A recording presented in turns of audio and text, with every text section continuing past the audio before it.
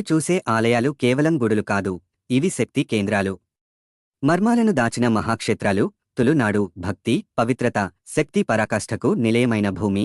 ఇది కర్ణాటకలోని దక్షిణ కన్నడ, ఉడుపి జిల్లాల్లో విస్తరించి ఉంది. ఇక్కడ హిందూ సంప్రదాయం వేల ఏళ్ల చరిత్రను కలిగి ఉంది. కుక్కే సుబ్రహ్మణ్య ఆలయం. ఇక్కడ నాగదోష నివారణ కోసం ప్రపంచం నలుమూలల నుంచి భక్తులు వస్తారు.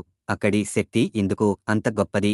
ధర్మస్థల మంజునాథ ఆలయం. ఇక్కడ ఒక జైన కుటుంబమే స్వామిని పూజిస్తుంది. కాని స్వామి మాత్రం శివుడు. ఈ ఆలయం ధర్మమే రాజుగా ఉండే ప్రదేశం. ఉడుపి శ్రీకృష్ణ మఠం. ఇక్కడ శ్రీకృష్ణుడు నవరంధ్రం గుండా దర్శనమిస్తాడు.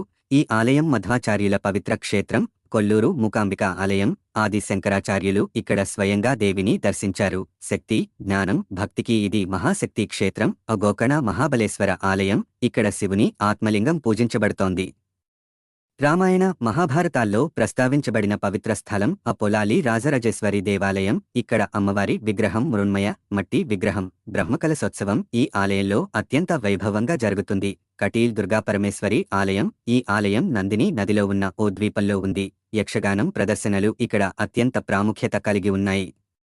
కరింజేశ్వర మహాదేవ ఆలయం. 1000 అడుగుల ఎత్తున్న పర్వత శిఖరంపై ఈ శివాలయం. ఇక్కడ ప్రకృతి అందాలు, ఆధ్యాత్మిక శక్తి కలిసిన పవిత్ర స్థలం.